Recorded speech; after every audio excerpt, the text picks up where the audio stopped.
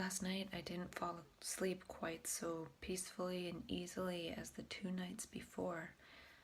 So, like most things I talk about, it's only temporary. I often probably sound like, this is it, this happened, this is it, whether good or bad. So, peacefully drifting off to sleep might be over. I don't know if taking my last dose of hearty nutritionals at 6 p.m. is too late. I will try to maybe take it at about 5 today because it can be a little bit energizing and I need enough time to feel like I'm getting tired to go to sleep. And tonight I will reduce my medications down to the last eighth. So I'll be on 75 milligrams of lithium and 6.25 milligrams of trazodone and a Benadryl. And I'm not calling hearty nutritionals today because it's a holiday. So they said if everything was going smooth, just do the reduction tonight and call them tomorrow. So tonight, 1/8, and then that will be for a total of 5 nights. And then on Saturday night, I will be going to sleep without any medication. I'm not sure if they'll keep me on the Benadryl a little bit longer because I haven't been reducing that. I've just been taking one every night. So I'll ask them about that. And maybe I'll try to stay on it a couple nights because my friend is coming, so it'll be nice to have something to at least help me fall asleep a little bit. And when I came off my medications 2 years ago, I was able to come off them over a period of 7 months, very slowly. And I was off all of them for 3 weeks, and then I went back into a crisis, a psychosis for about 3 days, and then ended up in the hospital. So even though I will be off my medications, I won't really feel like I've really accomplished something until I've been off them for at least 3 weeks and beyond. So just because I'm off them doesn't mean I'm in the safe zone, but at least this time I'm being supported by hearty nutritionals and the nutrition in it. Last time I was taking a bunch of vitamins for having a biotype of bipolar called pyrrole disorder, which is taking extra B6, primrose oil, and zinc. And I was doing a 10 series of Rolfing, and halfway through the 10 series I figured, oh, my body's in alignment, so I don't need any of these supplements. So I stopped taking them and continued tapering off meds, and I'm not sure if that's part of what was the problem with tapering off without any nutritional support. So I'll see this time whether being on the micronutrient support will really be supportive, and if last time coming off the vitamins I was taking was a bad idea. And I think it was. I think my brain and my body definitely has a nutrient dependency of some kind that hopefully the hearty nutritionals is addressing. Last night I probably didn't fall asleep till 11 or 11:30. I was just staying up because I wasn't feeling tired, and then it took me a bit to fall asleep, and I slept till 8, so I had a pretty good sleep, but I am feeling a bit tired, and it could be partially that I went rollerblading 13 miles on Saturday, and on Sunday I did a hike. Last night I was playing a pretty intense game of Carcassonne, and I don't know if anyone plays that online, but it's really fun. And I won.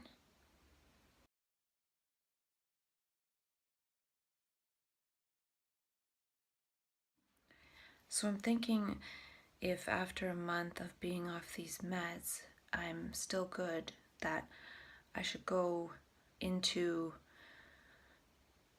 sharing that pretty quickly. And I say that because when I had chronic fatigue syndrome and I got better, I wanted to at some point do something to share what I'd learned and how I'd healed, but I think I delayed it too long.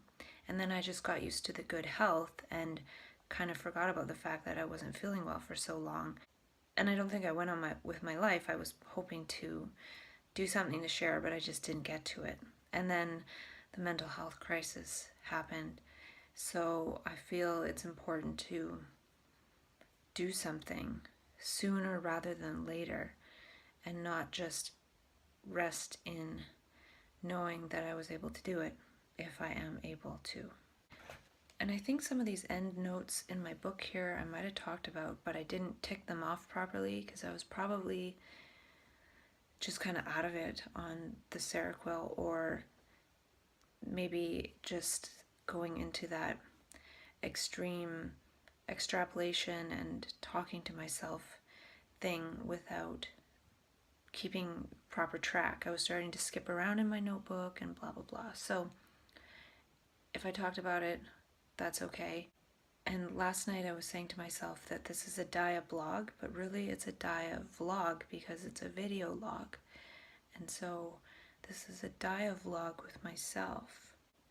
And I was watching a webinar with Matthew Federici a while ago, and he used some good language. He was talking about crisis defined with a mental health label.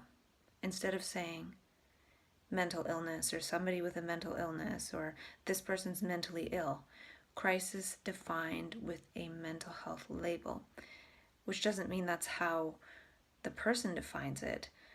So I might even change that to crisis defined by psychiatry with a mental health label, but me myself, I don't define my crisis with a mental health label. Maybe I define it in terms of some past trauma and then also all of the good stuff and interesting stuff and things that I've been inquiring into after the fact.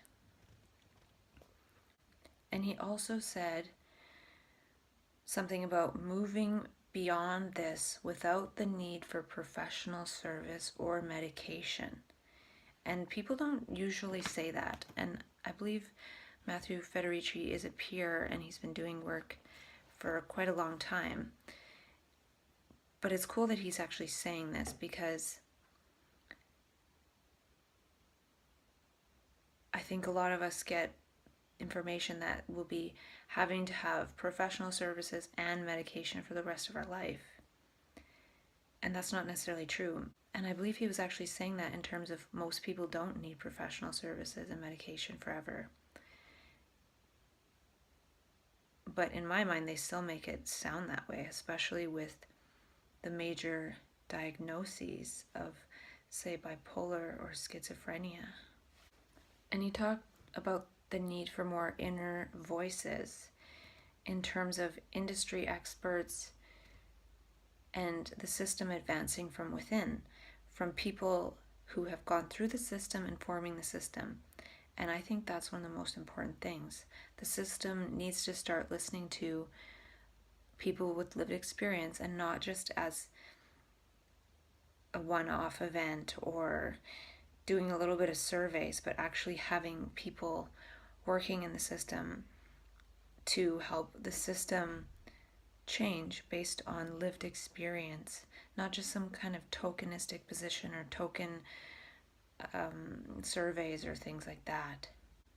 And he said, new dialogues emerge out of new eyes, different perspectives than traditional perspectives. And in my dialogue with myself, I've definitely talked to myself about a lot of different perspectives outside the tradition of the mental health system and psychiatry. And he mentioned social contact theory. I don't know what that is. And he said something about new dialogues and new insights. And that's what I've been doing with myself, partly because the system doesn't listen. I used to work in the system, and then I put a complaint into the system about my experience, got a kind of blah reply. Nothing's going to change based on just sending in complaints here and there. So that's one of the reasons why I just talk to myself, because nobody else is going to listen or has time to listen or wants to listen or can listen or has the capability of listening, because all they can hear is what they've been trained through their expensive schooling to believe. and so many things. So I just talk to myself, and maybe nobody will ever listen to anything that I've said, and that doesn't matter because the process fulfills its own purpose, whether anyone ever listens or not. And last night I realized that when this energy comes in map consciousness, it's trying to get us embodied. So that's why it's more of just a movement of thought in the brain and living in those movements of thought, but we start living in the movements of the body. And that's part of the reason why we feel like we don't have control, because usually we're living in the movements of the thoughts. So when our body really starts moving with the energy of the moment, it's a little bit scary and confusing. And it can be energetic and fun too, but it's not any one thing in particular. It's not something that we can just think certain thoughts and it will feel like that. It really feels like the moment, and so it's rich and changing and not held consistent by the thoughts in our head. And since we are so moving with the moment, and if thoughts get created, they can be of a wider variety, and then that can get scary too. And I've talked about that quite a bit before, because I was thinking about how I talk about embody your mania, but that energy itself is helping that embodiment and then harvesting that, get the body to sort of remember, just like it's like muscle memory. We have that muscle memory of mania, and we can kind of get with that again. And Matthew Federici mentioned something called the clinician's delusion, which is where clinicians generally don't see a person move on to wellness. So clinicians can have a skewed view on how well people do, because usually they see people when people are at their worst. So it can kind of be a daunting job, seeing people suffering and struggling and never really seeing the fruits of what they do, because a lot of times that happens later. And to me, I still feel that people aren't doing as well as they could because of the system in which they're received and the things they're told to believe about what their future will be. So part of the clinician's delusion could be telling people not to expect much in their life. Apparently that doesn't happen as much anymore. But if clinicians are always seeing people at their worst, then the new people they see at their worst, they're going to act as if these people are never going to get better, because that's what they see in their practice. I feel like there could be a magic initiative. People start different initiatives. Well, there could be one as the world as magic. And I was thinking about map consciousness and how it could be closer to the actual consensus reality, because people think of consensus reality, and I've talked of consensus reality as a world we all agree on. But really, each person is sort of in their own world, lost in their own thoughts, and we can't agree on that much, and that's why there's so much conflict in the world. But in map consciousness, there's no conflict for a lot of it. When the conflict comes in, a lot of times it's when we're re-merging with the apparent consensus.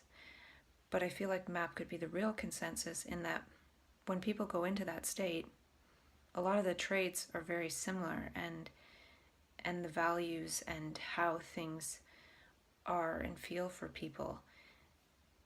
And if enough people were in that state together, maybe that could actually take over as the consensus. And I talked before about random decontributions and how we can only decontrive our tensions, and we could do it in a random way. And map consciousness, the energy of that, does that. It's pretty random, and it's definitely removing a lot of the contrivances. But we can also do a process of random decontributions consciously. Partly, it's not as powerful, but it's something. And I wonder if we can be decontrived, would we even need map consciousness? Because it's an energy that comes in to remove the contrivances. So if we can be completely decontrived, maybe we don't need that energy. And really, there is no map. So map consciousness, I use that term, but in terms of a map, like an actual outline, there is no map, there is no path. Just as Krishnamurti would say, truth is a pathless land. And we really do feel pathless in that state. We feel like we're just meeting the moment and responding moment to moment. And it could be that we've just been so conditioned to respond with our past memories that it's difficult to respond to the present in a pathless way, moment to moment, as we do in map consciousness. Sort of like when a child is first learning to walk, they might be able to take a couple steps, but then they fall down and then they just revert to crawling. And it's the same with map consciousness. We're acting moment to moment, we're in the moment, we're spontaneous, we're energetic, and then we sort of fall down and go back to the old mode of being. But then we can keep trying and keep learning to walk. Just as kids don't have an instruction manual to know how to walk, they just have this urge, this feeling, this capability. They have the structures and capacities to do so. And the fact that we can take quite a few steps in map consciousness shows that we have the capacity to be there and perhaps stay there, which isn't a place, it's just a way of walking. It's just learning to walk with that energy. Just like kids have to learn to walk in gravity, when it's a lot easier to crawl in gravity. They could stay crawling forever, it'd be a lot easier. But by trying to walk, we eventually master it. And the thing with the mental health system is we try to walk in map consciousness, and psychiatry comes along and says, no, you should crawl forever, and gives us something to make it so we can't walk. And there's a Krishnamurti quote, "The action of conflict has its own energy, which is divisive. But the energy of perception and acting is entirely different, and that energy is the energy of creation." And to me, map consciousness is perception and acting. And we don't think, there's no thinking in between, because the thinking divides us from the action, it makes it partial. And partly the trouble is that society's not ready for beings that act totally. We're conditioned to act according to these rules that arise in consciousness to stop spontaneous action. And that doesn't mean that if we didn't have those rules that everyone would be completely misbehaved and things. It wouldn't be that way. If our natural perception and action and learning wasn't turned off by these rules that were given to us at a very young age, we would actually be very adept at skillfully acting based on pure perception in the moment. It becomes challenging when we've been conditioned our whole life to act based on these programs and rules, and then that disassembles, and we're left trying to learn where we left off when we were 5 or 6 or 7 years old. And no wonder a lot of us do things that people would think, well, why did you pee on the floor? Or why did you test these rules of physics that we obviously know, in terms of wondering if we can walk through a wall or things like that. Well, these are things we might have wondered if we were children. And maybe we bumped into a wall because we were thinking we could walk through it. Who knows? So we really go back to where we left off as kids, and that's why it's difficult to start to learn where we left off in terms of the laws of perception and action in the moment.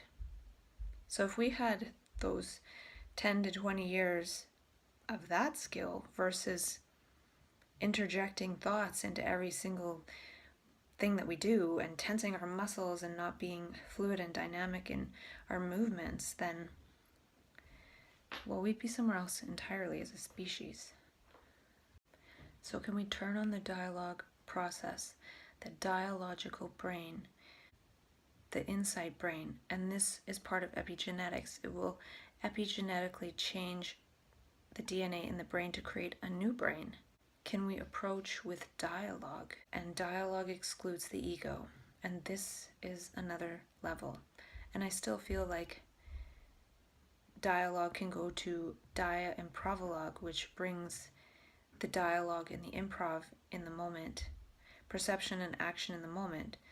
The dialogue part is the words, and the improv is the movement of the body. So can we be dia improvolog beings? Can we go from being called bipolar to being dia improvolog or omni dia improvolog? Because it's not just bi, it's not binary.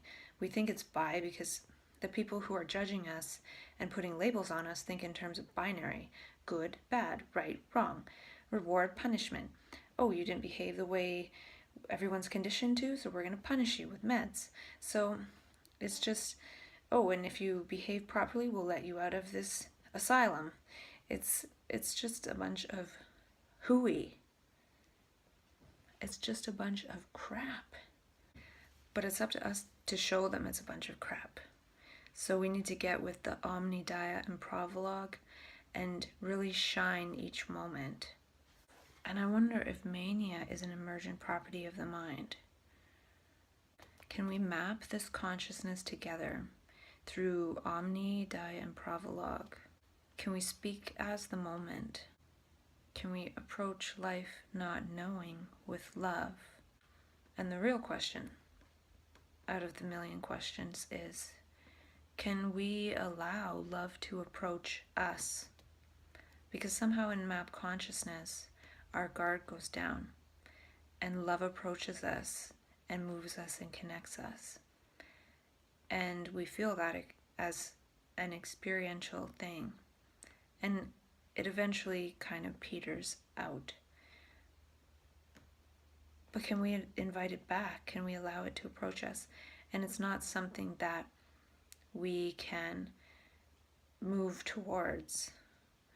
I'm not in that map conscious state right now, and it's not something that I with a will can actually get back to, but I can negate the things that are preventing it from approaching. Can one allow love to make a final approach and not just a temporary touchdown? What are the possibilities? What are the possibilities when we create new context? And I feel like I'm talking about the brain, partly talking as the brain, talking to itself, the human brain. And we don't generally talk to our own brain or talk to and about the human brain in general. We're so full of the mirage structures that arise within the brain, and we don't question that. We don't question if that's what the brain is really for, and if that's what the brain really wants, or I don't know if you can say wants, but to me it's like an inflammatory reaction. It's inflammatory sound and images and thoughts.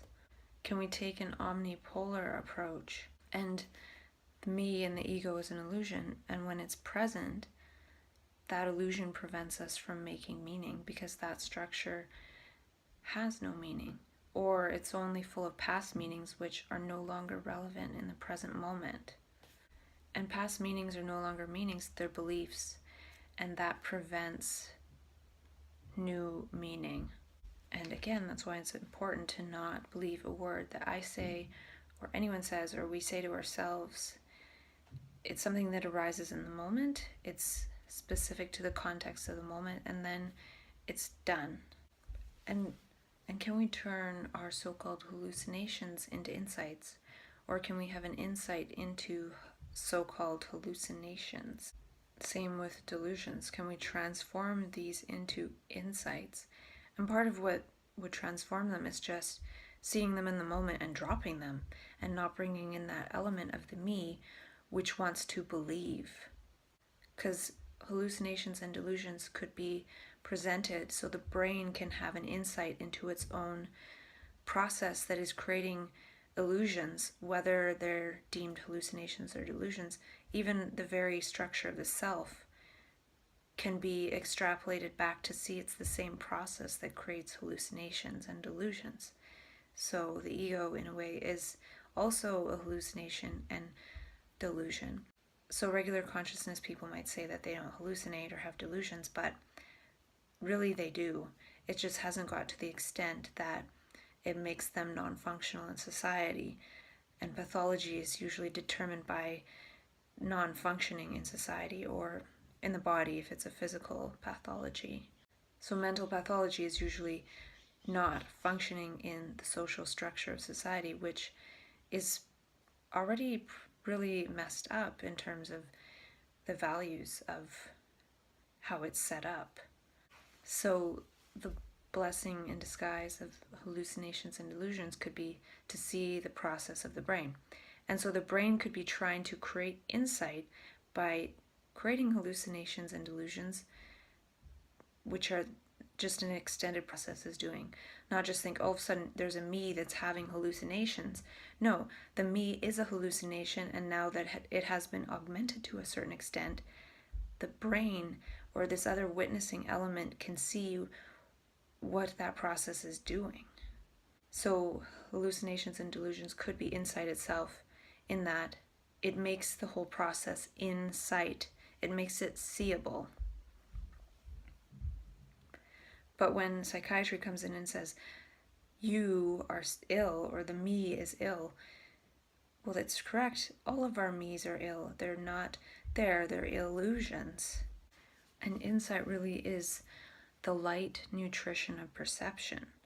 So if one creates a hallucination, and then there's this witnessing element that's able to see into that process and have an insight, there is nutrition or energy from that light that is emitted by seeing that process and allowing it to dissolve. So it gives off energy, and then we can use that, or the brain just naturally uses that.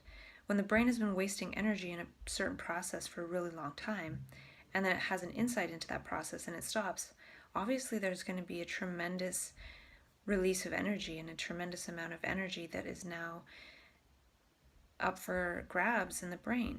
Being able to see something in nature and understand it, that understanding gives a lot of energy. So that's part of how somebody gets so much energy accumulated in map consciousness, is each moment one is learning and understanding something, and that gives us energy. And society's not designed to learn in this way. It's not designed for a hyper-learning brain that is learning from reading the moment and reality. And in map consciousness, we don't have to think about doing something or how to do something. The moment does the calculation. So meeting the moment as pure perception creates that action. Just like jumping rock to rock, the whole body and brain does the calculation. We don't have to think about how to move our leg, how to position our foot. That would just make it way too inefficient. So thinking in the moment in any activity is really inefficiency, because we're not allowing our whole being to do the calculation and move. And when there's enough beings doing that, that will move the whole reality in such a way that other beings can start perceiving and acting in that way too. It will be in the gesturetic fabric of the universe. There must be some kind of gesturetic fabric, just like how animals, they learn to do things even though they were never shown. There's just a gesturetic fabric, which might not even be in the DNA, but it's just in the perception of that brain. So if it's a bird, that bird's brain, that bird's eyes, and having the anatomical structures that they do, responding to the environment in the moment, is what creates their elegant dance with the universe. The same can be true of human beings. And birds aren't trying to be something else. And if humans were really in contact with the moment, they wouldn't be trying to be something else either. So can we activate this dialogical sector of the brain? And is this part of one of the sectors that comes online that Krishnamurti talks about with, can human beings activate this new dimension in the brain, in the mind? And can we go from being on autopilot with our thoughts, having our body on autopilot, moment, as in being in the moment, so momentum. And moment is also something to do with direction. So if you change it slightly, you can be in moment om, as in om, that sound people make that means something spiritual.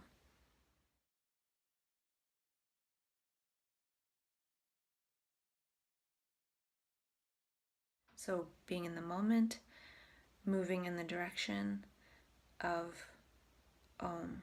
So it's allowing the moment to move us in the right direction.